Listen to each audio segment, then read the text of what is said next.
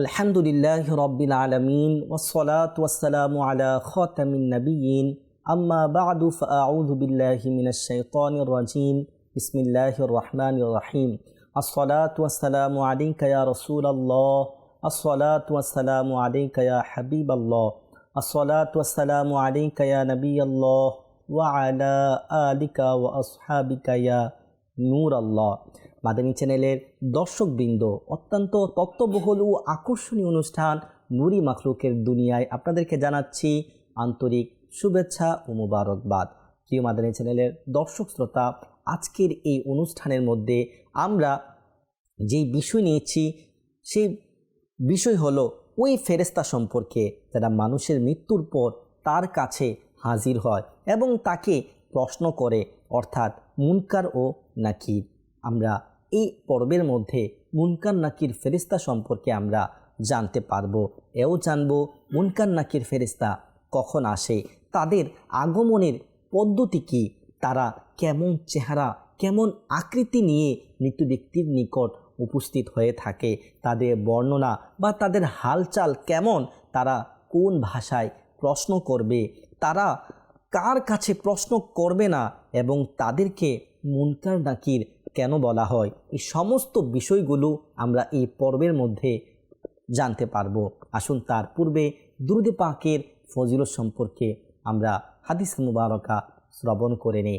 আসুন আজকেও দুরূদে পাকের একটি অত্যন্ত চমকপ্রদ ঘটনা রয়েছে এবং এই দুরূদে পাকের ঘটনা থেকে আমাদের শিক্ষা ও জানা অত্যন্ত প্রয়োজন।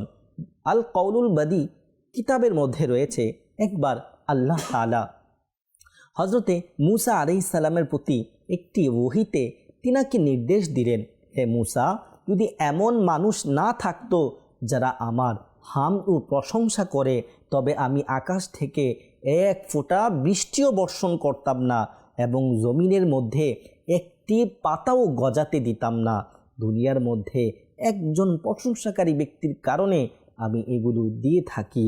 এবং বললেন, হে মুসা, যদি এমন বান্দা না থাকতো যারা আমার ইবাদত করে, তবে আমি অবাধ্যদের এক পলকও সুযোগ দিতাম না, তাদেরকে সাথে সাথে আমি পাকড়াও করতাম।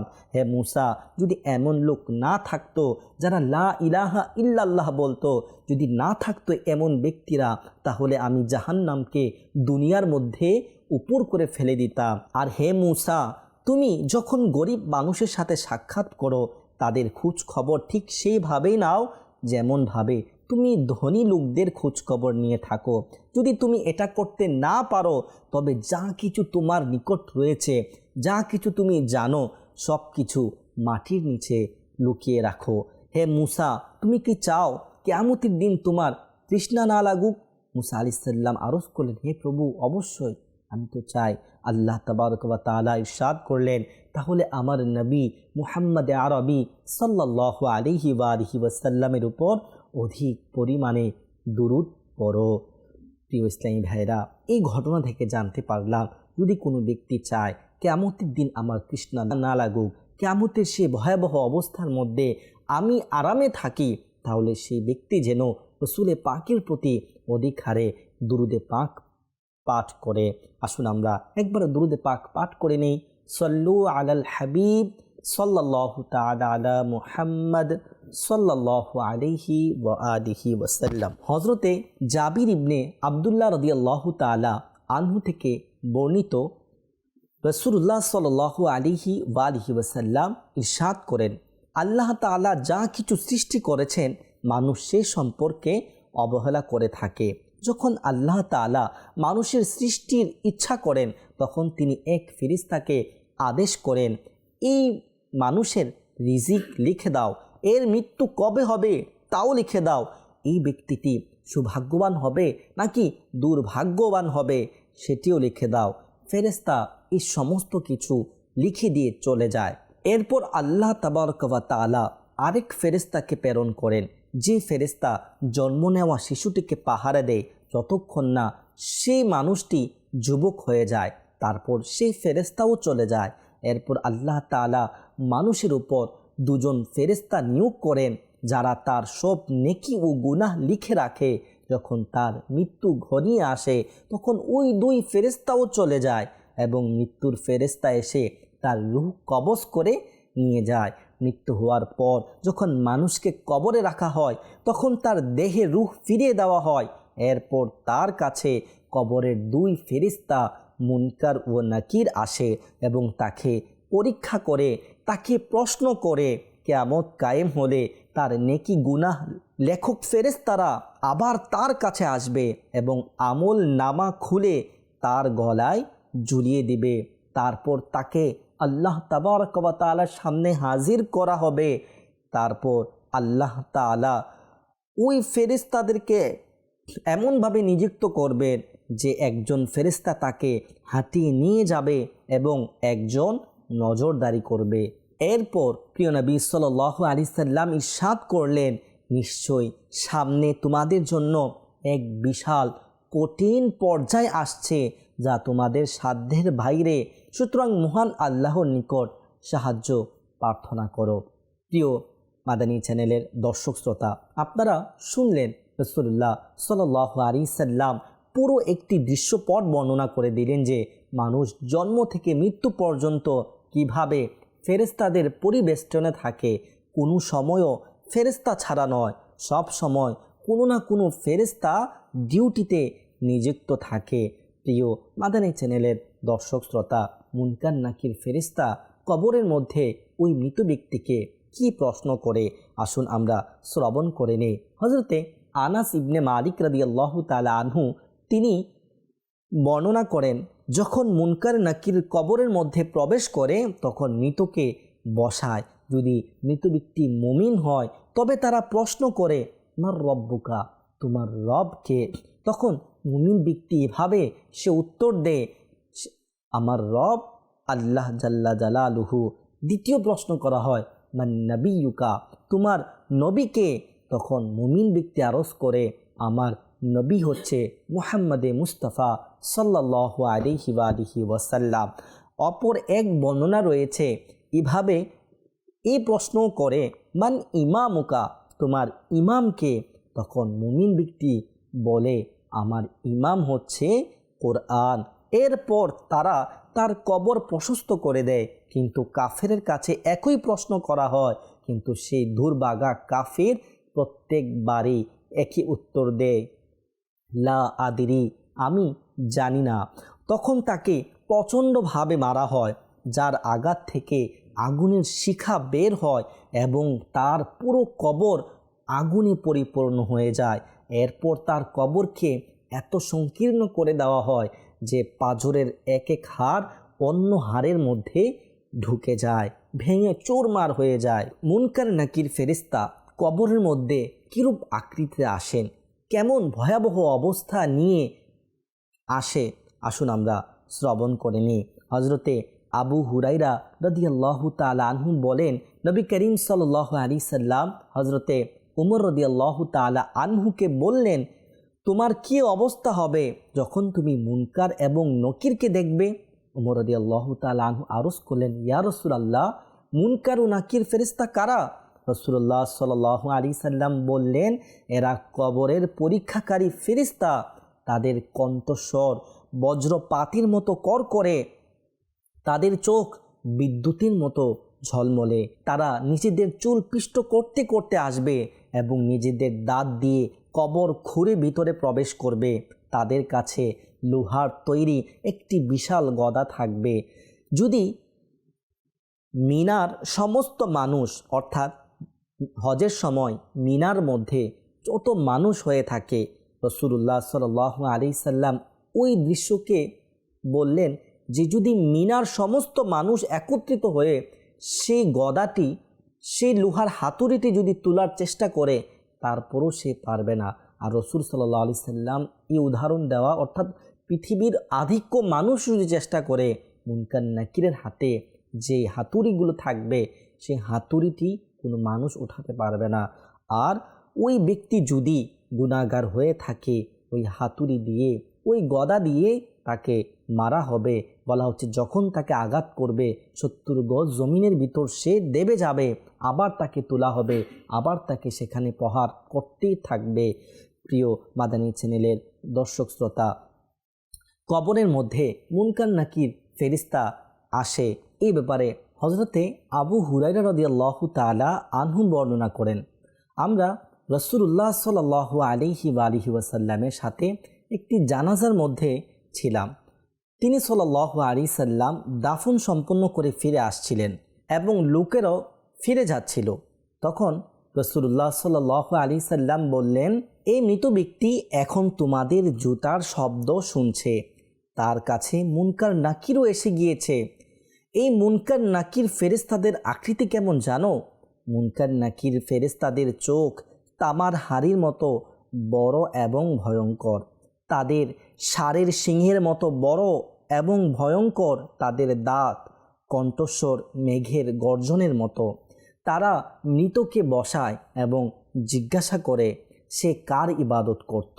যদি সে বলে আমি আল্লাহ তাআলার ইবাদত করতাম এবং আমার নবী মুহাম্মদ সাল্লাল্লাহু আলাইহি ওয়াসাল্লাম যিনি আমাদের কাছে মুজিজা নিয়ে এসেছেন, আমরা তার উপর ঈমান এনেছি এবং তিনারই আমরা অনুসরণ করেছি, তখন তাকে নিশ্চিতভাবে বলা হবে তুমি এই দিনে জীবিত ছিলে, এই দিনে তুমি উত্তরিত হবে।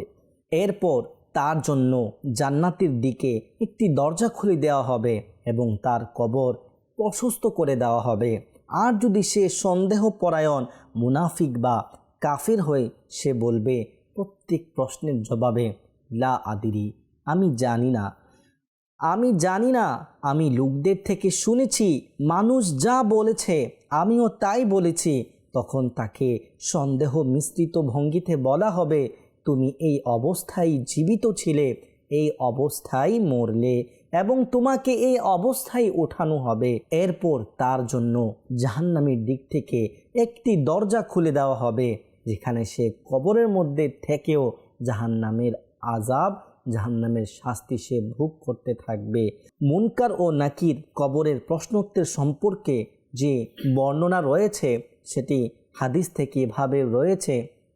হযরতে আবু হুরায়রা রাদিয়াল্লাহু তাআলা আনহু তিনি বর্ণনা করেন, নবী করিম রউফুর রাহিম সাল্লাল্লাহু আলাইহি ওয়াসাল্লাম ইরশাদ করেছেন, যখন মৃত ব্যক্তিকে কবরের মধ্যে রাখা হয় তখন তার কাছে নীল চোখওয়ালা দুজন ফেরেশতা আসে, একজনের নাম মুনকার, অপরজনের নাম নাকির। তারা মৃতকে বলে মা কুনতা তাকুলু ফি হাযার রাজুল, এই মানুষ সম্পর্কে, এই নবী করিম সাল্লাল্লাহু আলাইহি সাল্লাম সম্পর্কে তুমি দুনিয়ার মধ্যে কি বলতে? তখন সে মৃত ব্যক্তি বলে আমি দুনিয়ায় বলা করতাম যে তিনি আল্লাহর বান্দা এবং তার রসুল। তখন তারা বলে আমরা জানতাম তুমি এই উত্তরই দিবে।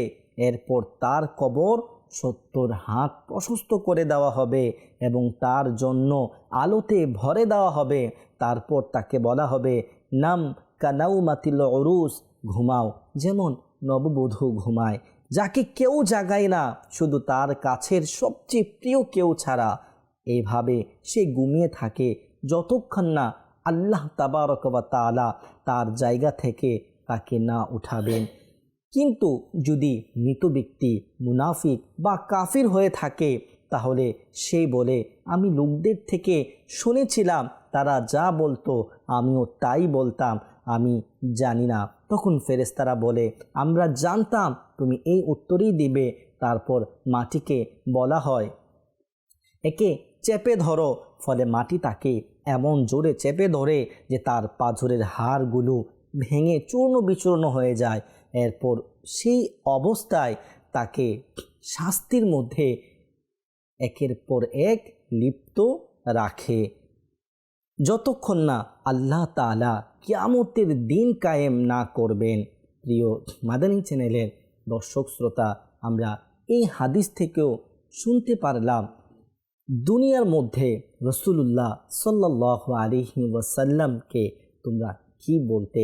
যদি আমাদের সংস্পর্শ নেক ব্যক্তি আহলে সুন্নাত ওয়াল জামাতের অনুসারী ব্যক্তিদের সাথে হয়ে থাকে, আকীদাও আমাদের তেমনই হবে। যেমন রসুলের মুজিজা সম্পর্কে, রসুল সম্পর্কে যেমন আকীদা থাকা দরকার, ওই আকীদা যদি হয়ে থাকে, যদি দুনিয়ার মধ্যে রসুলের প্রশংসা রসুলের যে শান রয়েছে, রসুল সম্পর্কে যে আকীদা ধারণ করার কথা বলা হয়েছে, যদি সে আকীদা থাকে কবরের মধ্যে আমাদের নাজাত হবে। আর যদি দুনিয়ার মানুষ কে বলেছে রসুল তো আমার মতো, রসুল সাধারণ রয়েছে, অন্যান্য মানুষ যেমন রসুলও তেমন, যদি এরকম ধরনের কথাবার্তা বলে, তাহলে কবরের সেই প্রশ্নে কি বলবো? মানুষ যা বলেছে আমরা তা শুনেছি তাই বলছি, এরকম তখন চলবে না। প্রিয় মাদানী চ্যানেলের দর্শক শ্রোতা, নিজের আকীদাকে পরিশুদ্ধ করতে হবে, নিজের আকীদাকে হিফাজত করতে হবে বদ মাযহাব থেকে, নিজের আকীদা রাখতে হবে আহলে সুন্নাত ওয়াল জামাতের আকীদার মতো। প্রিয় মাদানী চ্যানেলের দর্শক শ্রোতা, কারা কবরের হিসাব ও প্রশ্নকারী থেকে মুক্ত থাকবে? ইমাম আহলে সুন্নাহ ইমাম আহমদ রাজা খান রহমতুল্লাহি তাআলা আলাইহি বলেন, নবীগণ থেকে প্রশ্ন করা হবে না এবং কিছু সৎ ব্যক্তিদের থেকেও প্রশ্ন হবে না। যেমন শহীদ যারা হবে, যারা শহীদ রয়েছে, শহীদের থেকে প্রশ্ন করা হবে না, কবরের হিসাব নেওয়া হবে না। এবং আল্লাহর রাস্তায় সীমান্ত পাহারা দেওয়া ব্যক্তি, যারা সীমান্ত পাহারা দিতে গিয়ে আল্লাহর রাস্তায় শহীদ হয়েছে, তাদের কবরের হিসাব নেওয়া হবে না। মুনকার নাকিরের প্রশ্নেও তাদের মোকাবেলা করতে হবে না। এবং মুসলমানদের সেই ছোট শিশু যারা ছোট অবস্থায় ইন্তিকাল করেছে, তাদেরও কবরের মধ্যে হিসাব হবে না, প্রশ্ন হবে না। এবং যে মুসলমান সুভাগ্যবান ব্যক্তি বৃহস্পতিবার রাতে, শুক্রবারে বা রমাদানুল মুবারক মাসে মৃত্যুবরণ করে, তাদের কবরের মধ্যেও হিসাব হবে না। মুনকার নাকির ফেরেশতা তাদের কবরের মধ্যে প্রশ্ন করবে না। এই সমস্ত মানুষ এই ভয়াবহ অবস্থা থেকে নিরাপদ থাকবে। সুবহানাল্লাহ। প্রিয় মাদানী চ্যানেলের দর্শক শ্রোতা, কারা কবরের প্রশ্ন থেকে মুক্ত থাকবে আরও বর্ণনা আমরা আসুন শ্রবণ করি। বলা হচ্ছে শরহুস সুদুর ও আহওয়ালুল কুবুর এ আছে, যে ব্যক্তি ঘুমানোর আগে সূরা সাজদা ও সূরা মুলক পড়ে, তার থেকেও কবরের প্রশ্ন করা হবে না। এবং প্লেগ রোগে মারা যাওয়া মুসলমানদের থেকেও প্রশ্ন করা হবে না। মাদানী চ্যানেলের দর্শক শ্রোতা, আমরা জানি না আমাদের মৃত্যু বৃহস্পতিবার রাতে, শুক্রবার দিনে বা রমাদানুল মুবারকে হবে কি হবে না, কিন্তু দোয়া করা উচিত। আল্লাহ আমাদেরকে যখন মৃত্যু দিবে এই মুবারক মাসে, প্রিয় নবীর দরবারে মক্কাতুল মুকাররমার তোমার কাবার সামনে নামাজরত অবস্থায়, কোরআন পড়া অবস্থায় আমাদেরকে মৃত্যু দিও। এবং মৃত্যু ভালো হওয়ার, কবরের হিসাব থেকে বাঁচার, ফেরেশতাদের এইসব ভয়াবহী যে আকৃতি যে ধারণ করে আসে, এই সমস্ত ভয়ভীতি থেকে বাঁচার জন্য, কবরের সেই ভয়ঙ্কর হিসাব থেকে বাঁচার জন্য কিছু আমলও আমরা করতে পারবো। আমল কি? প্রতি রাতে সূরা সাজদা অথবা প্রতি রাতে সূরাতুল মুলক পড়ে নেওয়া যদি আমরা করতে পারি, কবরের আযাব থেকে, কবরের হিসাব থেকে, মুনকার নাকির ফেরেশতার প্রশ্ন থেকে আমরা হেফাজতে থাকব। প্রিয় মাদানী চ্যানেলের দর্শক শ্রোতা, কবরের ফেরেশতার সংখ্যা সম্পর্কিত আমরা জানব, যে কবরে প্রশ্ন করতে আসে কতজন ফেরেশতা প্রশ্ন করতে আসে। বিভিন্ন হাদিসে অনেক রেওয়ায়েত রয়েছে। আসুন কি কি হাদিস রয়েছে, কতজনের ব্যাপারে রয়েছে এবং কোনটি অধিক প্রাধান্যমান, সেটিও আমরা শ্রবণ করি। বেশিরভাগ বর্ণনা অনুযায়ী কবরের পরীক্ষাকারী ফেরেশতা দুজনই, একজন হচ্ছে মুনকার, অপরজন হচ্ছেন নকির, যাদেরকে নকিরাইন ও বলা হয়। কিন্তু কিছু বর্ণনায় আরও বেশি সংখ্যার কথা এসেছে। হযরতে জমরা বিন হাবিব রহমতুল্লাহি তাআলা আলাইহি তিনি বলেন, কবরের পরীক্ষাকারী ফেরেশতা তিনজন, একজন হচ্ছে আনকার, দ্বিতীয়জন হচ্ছে নাকুর, তৃতীয়জন হচ্ছেন রুমান। অপর বর্ণনায় রয়েছে কবরের প্রশ্নকারী ফেরেশতা চারজন রয়েছে, একজন হচ্ছে মুনকার, দ্বিতীয়জন হচ্ছে নাকুর এবং তৃতীয়জন হচ্ছে নকির এবং তাদের নেতা চতুর্থ নাম্বার রুমান। কিন্তু এই সব হাদিস থেকে যে হাদিসটি উলামায়ে কেরাম বেশিরভাগ বর্ণনা করেছেন এবং প্রাধান্য দিয়েছেন, সেটি হচ্ছে কবরে প্রশ্নকারী ফেরেশতা দুজনই, একজন মুনকার, একজন নাকির। মুনকার এবং নাকির এই দুইটি নামকরণ কেন করা হয়েছে, আসুন আমরা সে উদ্দেশ্য, সে কারণটি আমরা জেনে নেই। মুনকার নকির নামের মধ্যে অপরিচিত ও অজানা রূপ বোঝায়। ইমাম আহমদ রেজা খান রহমতুল্লাহি আলাই তিনি বলেন, তাদের এই নাম হওয়ার কারণ হলো তাদের সেই অদ্ভুত ও ভয়ঙ্কর আকৃতি যা মানুষ তাদের জীবদ্দশায় কখনো দেখেনি। এবং অনেক বুজুর্গানে কেরাম যারা দিনের অনেক বড় আলিম, তাদের থেকে পাওয়া যায় যে মুমিন ও সৎ ব্যক্তিদের কাছে প্রশ্ন করার জন্য আসা ফেরেশতাদের নাম মুনকার নাকির থেকে ভিন্ন। আসুন আমরা সেগুলো শুনিনি। ইবনে ইউনুস শাফিঈ রহমাতুল্লাহি তাআলা আলাইহি তিনি বর্ণনা করেন যে মুমিন ব্যক্তির কাছে আসা দুই ফেরেশতার নাম হলো মুবাশশির এবং দ্বিতীয় জনের নাম হচ্ছে বশির। আলা হযরত রহমাতুল্লাহি তাআলা আলাইহি তিনি বর্ণনা করেন, যে সৎ ব্যক্তিরা আল্লাহর রহমতের অধিকারী তাদের কাছে আসা ফেরেশতাদের মধ্যে একজনের নাম হচ্ছে মুবাশশির এবং অন্যটির নাম হচ্ছে বশির। হযরতে আব্দুল্লাহ ইবনে আব্বাস রাদিয়াল্লাহু তাআলা আনহু থেকে বর্ণিত, তিনি বলেন রাসূলুল্লাহ সাল্লাল্লাহু আলাইহি সাল্লাম ইরশাদ করেছেন, নিশ্চয়ই কবরের ভিতরে দিনের ফেরেশতারা রাতের ফেরেশতাদের তুলনায় বেশি কোমল এবং নরম। মাদানী চ্যানেলের দর্শক শ্রোতা, সঠিক হাদিসের মাধ্যমে প্রমাণিত যে মুনকার ও নাকির কেবল দুইজন। আল্লাহ তাআলা তাদের এত জ্ঞান এবং ক্ষমতা দান করেছেন যে তারা মৃত ব্যক্তির মৃত্যু এবং তার কবর জানেন এবং সেখানে তিনারা পৌঁছে যান। কিভাবে পৌঁছে যান? কোনো দেরি করা ব্যতীত যখনই কোনো ব্যক্তিকে কবরের মধ্যে রাখা হয়, পৃথিবীর যে প্রান্তেই হোক না কেন, এই মুনকার এবং নাকির ফেরেশতা সেখানে পৌঁছে যায়। পৃথিবীর প্রতিটি কোণে প্রতিদিন বহু মৃতদেহ দাফন করা হয়। এমনকি যদি কেউ আকাশেও মারা যায়, তাকে পাখিও যদি খেয়ে নেয়, যদি নদীতে মারা যায়, তাকে যদি কোনো প্রাণীও খেয়ে নেয়, ওদের জন্য সেই মুনকার নাকিরের প্রশ্নের এই দুই ফেরেশতা তাদের কাছে গিয়ে প্রশ্ন করে থাকে। অর্থাৎ তারা একসাথে পৃথিবীর সব কবরের কাছে পৌঁছে গিয়ে উপস্থিত হয়ে সেখানে প্রশ্ন করে থাকেন।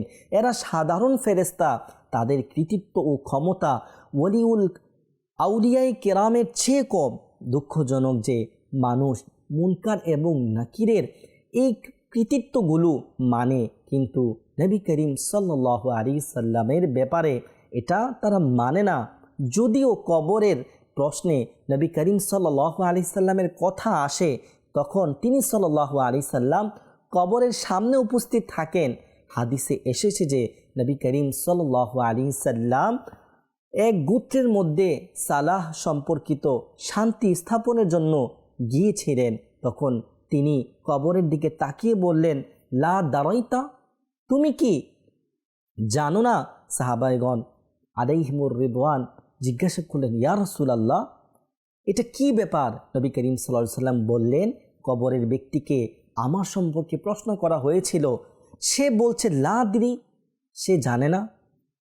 একটি গুরুত্বপূর্ণ বিষয় হলো মুনকার নাকির কবরে কোন প্রশ্ন করছে, রাসূল করিম সাল্লাল্লাহু আলাইহি সাল্লাম দুনিয়ার উপর থেকে তা অবলোকন করছেন এবং তাকে বলে দিচ্ছেন, তুমি কি জানো না আমি কে? প্রিয় মাদানী চ্যানেলের দর্শক শ্রোতা, এই হাদিসগুলো আমরা বয়ান করেছি। এই হাদিসগুলো আমাদেরকে কি শেখায়? যে মুনকার নাকির ফেরেশতাদের এই ক্ষমতা, পৃথিবীর প্রতি কোনায় কোনায় কত মানুষ মৃত্যুবরণ করে, কত মানুষকে দাফন করা হয়, ওই সমস্ত কবরের মধ্যে মুনকার নাকির ফেরেশতা উপস্থিত হয়ে তাদেরকে প্রশ্ন করেন। আকাশে মারা গেলে, পানিতে মারা গেলে, যেখানেই মারা যাক না কেন, সেখানে মুনকার নাকির ফেরেশতা তাদেরকে প্রশ্ন করার জন্য উপস্থিত হয়ে যায়। আর আমাদের মধ্যে কিছু এমন রয়েছে, ফেরেশতাদের এই ক্ষমতা আমরা মেনে নেই যে ফেরেশতার দ্বারা এটা সম্ভব, কিন্তু ফেরেশতাদেরও আকা, যিনি উভয় জাহানের দাতা হুজুর সাল্লাল্লাহু আলাইহি ওয়াসাল্লাম, তিনার সম্পর্কে মানতে রাজি নন। তিনাকে হাজির নাজির বললে তিনাকে নিয়ে অসংখ্য আমরা আমাদের মধ্যে কথা বলে ফেলে। রাসূল সাল্লাল্লাহু আলাইহি সাল্লাম উঠতে পারেন না, যেতে পারেন না, রাসূল সাল্লাল্লাহু আলাইহি সাল্লামের এই ক্ষমতা অস্বীকার করে ফেলে। আল্লাহ তাআলা আমাদেরকে সঠিক বুঝ, সঠিক আকীদা পোষণ করার তৌফিক দান করুক। প্রিয় ইসলামী ভাইরা, আমরা শুনছিলাম মুনকার নাকির ফেরেশতা সম্পর্কে। মুনকার নাকির ফেরেশতা প্রশ্ন করবেনই, কিন্তু কতজন ব্যক্তি বাদে যারা আল্লাহ তাআলার প্রিয় বান্দা, যাদেরকে সৌভাগ্যশীল আল্লাহ তাআলা বানিয়ে দিয়েছেন। আমরা শুনেছি কারা কারা নবীগণ আলাইহিমুসসালাম, যারা মুলক পড়ে, সূরা সাজদা প্রতি রাতে তেলাওয়াত করে, যারা সমুদ্রের মধ্যে শহীদ হয়ে থাকে, যারা সীমান্ত পাহারা দিয়ে আল্লাহ তাআলার রাস্তায় মৃত্যুবরণ করে, তাদেরকে প্রশ্ন করা হবে না। মুসলমানদের শিশুদেরকে প্রশ্ন করা হবে না। আচ্ছা, এই যে কবরের মধ্যে প্রশ্ন করে, তারা কোন ভাষায় করে? পৃথিবীর মধ্যে তো অসংখ্য ভাষা রয়েছে, অসংখ্য ভাষার মানুষ রয়েছে, তো তাদেরকে কোন ভাষায় প্রশ্ন করবে এই সম্পর্কে আসুন আমরা শ্রবণ করে নিই। বিভিন্ন হাদিসে বিভিন্ন ব্যাখ্যা আছে। আব্দুল আজিজ দাবাগ রহমতুল্লাহি তাআলা আলাই তার গ্রন্থ অব্রিজ এ বলেন, মুনকার ও নাকির যে প্রশ্ন সিরিয়ান ভাষায় হবে। আল্লামা ইবনে হিজার রহমাতুল্লাহি তাআলা আলাই বলেন, হাদিসের শব্দ থেকে বোঝা যায় সম্ভবত কবরের প্রশ্ন ও উত্তর আরবিতে হবে। আর মালফুজাতে আলা হজরত এই কিতাবের মধ্যে আলা হজরত রহমতুল্লাহি তাআলা আলাই তিনি বলেন, সম্ভবত প্রতিটি ব্যক্তির নিজ মাতৃভাষায়ও প্রশ্ন করা হতে পারে। প্রিয় মাদানী চ্যানেলের দর্শক শ্রোতা, আমরা জানতে পারলাম কবরের মধ্যে মুনকার নাকিরের প্রশ্ন সিরিয়ান ভাষা হতে পারে। ভিন্ন হাদিসে আরও রয়েছে যে আরবিতে হতে পারে, এবং মালফুজাতে আলা হজরতের মধ্যে রয়েছে প্রত্যেকেই নিজ নিজ মাতৃভাষায়ও প্রশ্ন হতে পারে। যেই ভাষায় প্রশ্ন হোক, ওই ব্যক্তিকে ওই তার ভিতরে ওই রকম ফ্যাসিলিটি চলে আসবে, সে প্রশ্ন বুঝবে, উত্তরও সে অনুযায়ী সে দিতে পারবে। যদি সে উত্তর সঠিক দিতে পারে তাহলে প্রশ্ন বুঝবে, সঠিক উত্তর দিতে পারবে। আর যে ব্যক্তি বদকার হবে সেও প্রশ্ন বুঝবে, সেও তার অনুযায়ী, তার কৃতকর্ম অনুযায়ী সে উত্তর দিবে। প্রাচীন কাল থেকে আলেম ও মুসলমানদের মধ্যে প্রচলিত আছে যে মৃতদেহ কবর দেওয়ার পর কবরের পাশে দাঁড়িয়ে আজান দেওয়া হতো। হাদিসে এসেছে মৃতদেহকে কবরের মধ্যে রাখার পর মুনকার ও নাকির প্রশ্ন করেন। শয়তান, যা মানুষের চিরশত্রু, মুসলিমকে বিভ্রান্ত করার জন্য সেখানেও আসে। শয়তান প্রশ্নের উত্তর বিভ্রান্ত করতে চায়, আজান দেওয়া হলে শয়তান দূরে চলে যায়। প্রিয় মাদানী চ্যানেলের দর্শক শ্রোতা, এই যে কবর দেওয়ার পর এটিও রয়েছে আজান দেওয়া। আর আজান অবশ্যই দিতে হবে, কারণ শয়তান মানুষের এমন চিরশত্রু যে মানুষকে যুবক অবস্থায়, আমল করা অবস্থায় সবসময় আল্লাহ থেকে দূরে, তাকে কোনো না কোনোভাবে বিপদে ফেলার চেষ্টা করে। কিন্তু সে মারা যাওয়ার পরও সে থেমে নয়, সে কবরের মধ্যেও বিভ্রান্ত করার চেষ্টা করে। তো আজান দিলে শয়তান দূরে পালিয়ে যায়। কিভাবে সে কবরের মধ্যে বিভ্রান্ত করে? হাদিসে এসেছে, যখন মৃতদেহকে প্রশ্ন করা হয় তোমার রবকে, তখন শয়তান উপস্থিত হয় এবং নিজের দিকে ইঙ্গিত করে বলে যে বলো আমি তোমার রব, আমি তোমার রব, এভাবে বিভ্রান্ত করে। সুতরাং মৃতদের জন্য দোয়া এবং আজান দেওয়া বিশেষ কার্যকর। সঠিক মুসলিমে জাবির রাদিয়াল্লাহু তাআলা আনহু থেকে বর্ণিত, যখন শয়তান আজান শুনে সে এত দূরে পালায়, যেমন রুহা একটি স্থানের নাম, বলা হচ্ছে মদিনা থেকে রুহা কমবেশ 450 কিলোমিটার দূর। অর্থাৎ যত দূর আজান পৌঁছায় শয়তান তত দূর পালাতে থাকে। মাদানী চ্যানেলের দর্শক শ্রোতা, আমরা জানতে পারলাম এই যে ফেরেশতা মুনকার নাকির সম্পর্কে, তাদের আকৃতি, তাদের ভাষা, তারা কিভাবে মানুষকে প্রশ্ন করবেন এই অনুষ্ঠানের মধ্যে। এবং এও শুনতে পারলাম যখন কোনো মুসলমান ব্যক্তি মারা যায় অবশ্যই তার কবরের মধ্যেও আজান দেওয়া, কারণ আজান দিলে মৃত ব্যক্তির উপকার হবে। শয়তানের বিভ্রান্তিকর কথা থেকে, কাজ থেকে ওই ব্যক্তি নিরাপদে থাকতে পারবে, সঠিক সওয়াল জবাব সে দিতে পারবে। দেখতে দেখতে আমরা অনুষ্ঠানের একদম শেষ পর্যায়ে চলে এসেছি। আর অবগত আছেন, অনুষ্ঠানের শেষ অংশে আমরা একটি কুফরি বাক্য সম্পর্কে অবগত করিয়ে থাকি। যে বাক্যটি যদি কেউ বলে থাকে বা কেউ যদি নিজের আকীদার মধ্যে রাখে তাহলে সেটি কুফরি হবে, সেটা থেকে তাকে তওবা করতে হবে। আসুন আমরা শুনে নিই সেই কথাগুলো কি।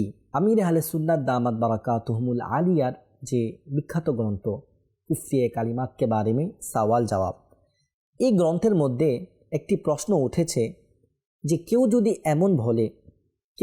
এমন বলে জৈসা রূহ তেইসা ফেরেস্তা, এই কথোপকথনের বলার মানে কি? অর্থাৎ কেউ বলে যেমন মানুষ তেমন ফেরেশতা, অর্থাৎ মানুষ যদি ভালো হয় ফেরেশতা ভালো, মানুষ যদি খারাপ হয় ফেরেশতাও খারাপ। এই বাক্যটি বলা কেমন? তিনি উত্তর দেন, এটি একটি প্রবাদসুলভ বাক্য হিসাবে বলা হয়, তাই এখানে কুফরের কোনো বিধান নেই। উদ্দেশ্য ফেরেশতাদের অবমাননা করা নয়।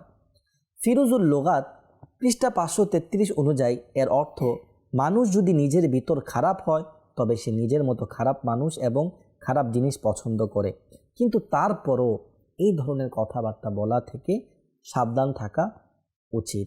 আল্লাহ তাআলা আমাদেরকে এসব কথা বলা থেকে নিজেকে হেফাজত রাখুক। আমিন বিজাহিন নাবিল আমিন সাল্লাল্লাহু আলাইহি সাল্লাম। মাদানী চ্যানেলের দর্শক শ্রোতা, আজকের মতো অনুষ্ঠান এখানেই সমাপ্তি করছি। দেখা হবে নতুন কোনো পর্বে। সে সঙ্গে সুস্থ থাকুন, ভালো থাকুন এবং মাদানী চ্যানেলের সঙ্গে থাকুন। সাল্লু আলাল হাবিব সাল্লাল্লাহু তাআলা আলা মুহাম্মদ সাল্লাল্লাহু আলাইহি ওয়াসাল্লাম।